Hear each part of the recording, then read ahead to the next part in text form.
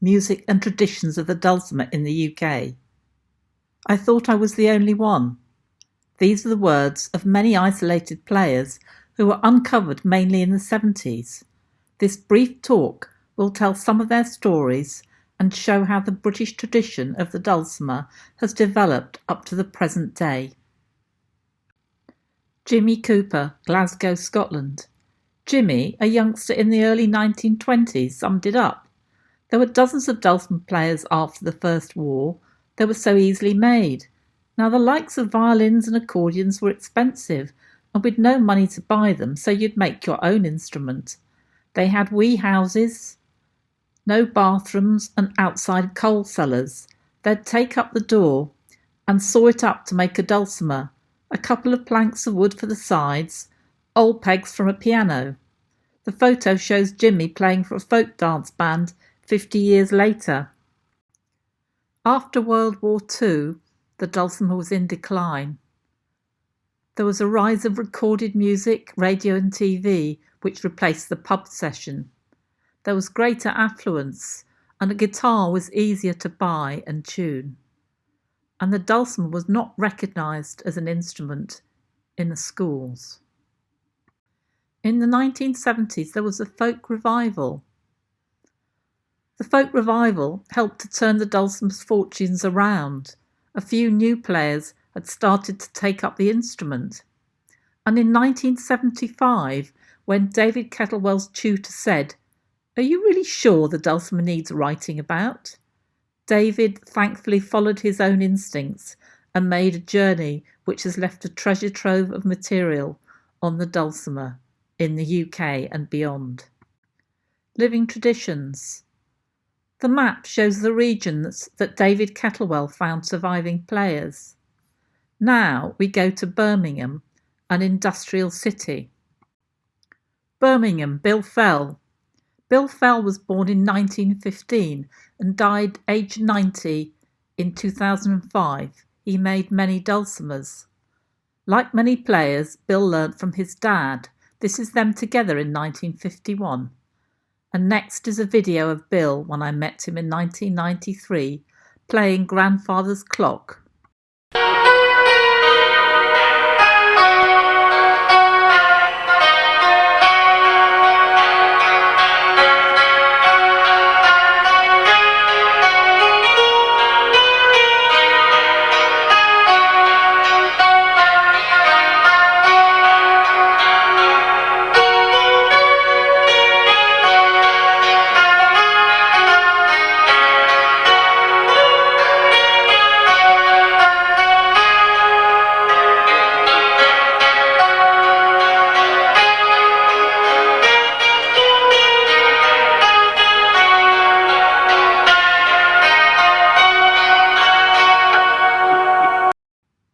Birmingham, Fred Woodley.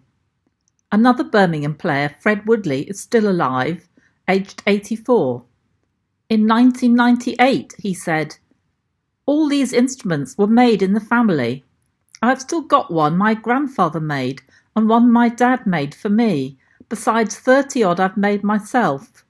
I grew up for 30 years thinking I was the only one who played the dulcimer. Bill Fell has lived 3 miles away from me for 60 years, and I met him for the first time about 8 years ago." In the photo is Fred on the left with friend Michael Greiner, holding Fred's granddad's dulcimer after it was restored. Birmingham Instruments. Here's Fred's granddad's dulcimer during restoration.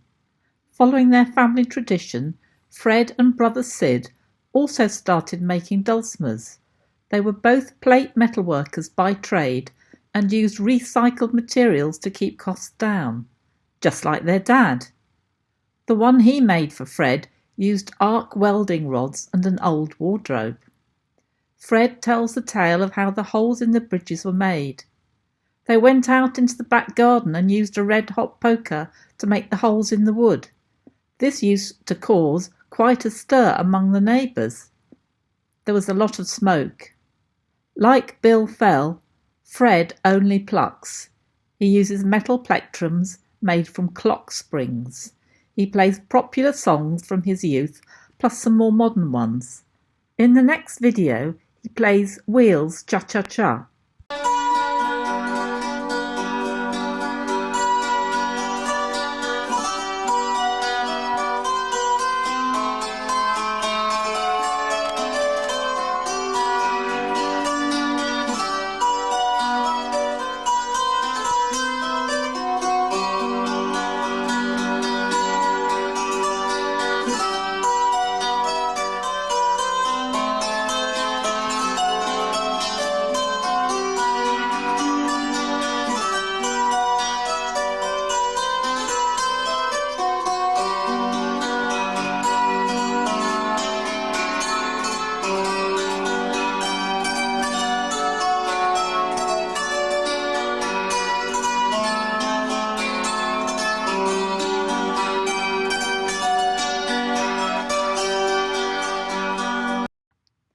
Birmingham Instruments.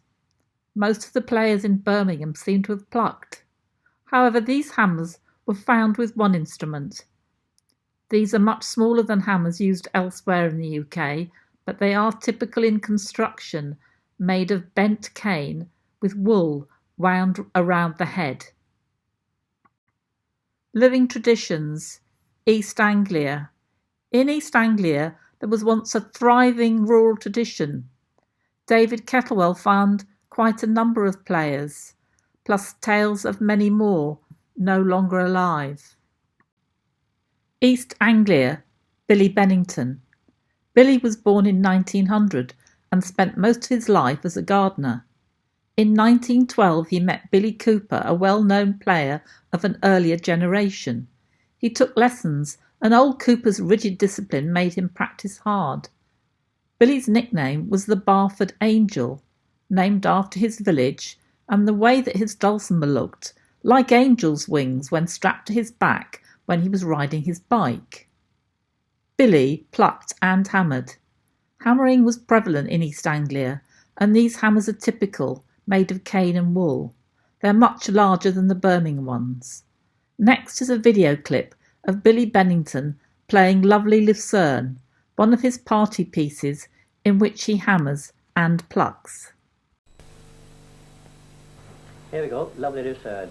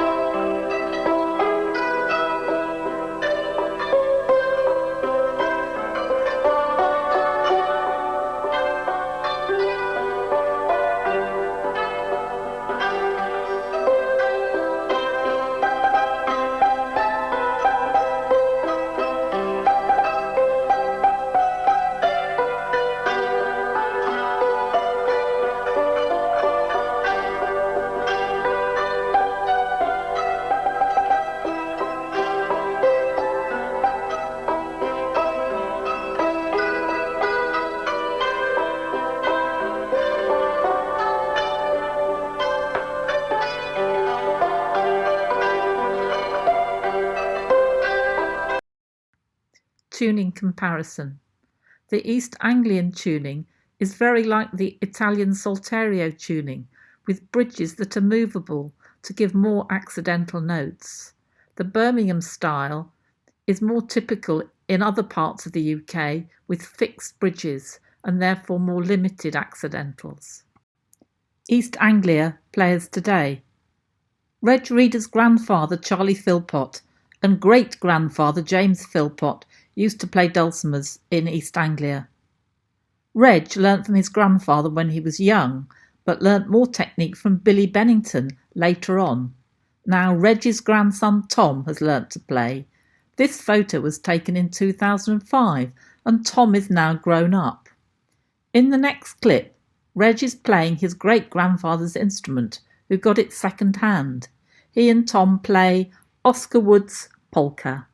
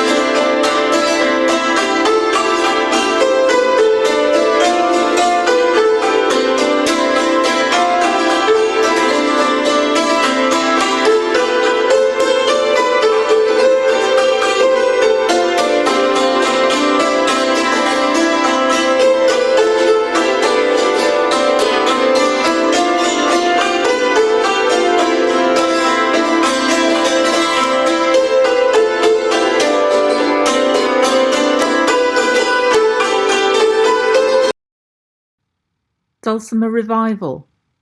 Over the last 50 years, interest has grown in the hammered dulcimer. Folk performers like American-born Jim Cusa toured folk clubs and festivals and inspired many players to take up the instrument. Many folk dance bands also featured dulcimers. Professional instrument builders started to make good quality instruments based on American designs. Since 1993, the UK-wide Non-Such Dulcimer Club has held regular festivals and meetings and provides support. Further research. Since David Kettlewell's thesis, further research has been carried out and more dulcimer history has come to light. In East Anglia by John and Katie Howson, in Birmingham by Fred Woodley and Sally Whytehead, and in Glasgow, Scotland by Jack Bethel. Acknowledgements. I'd particularly like to thank David Kettlewell and Fred Woodley for their help and support.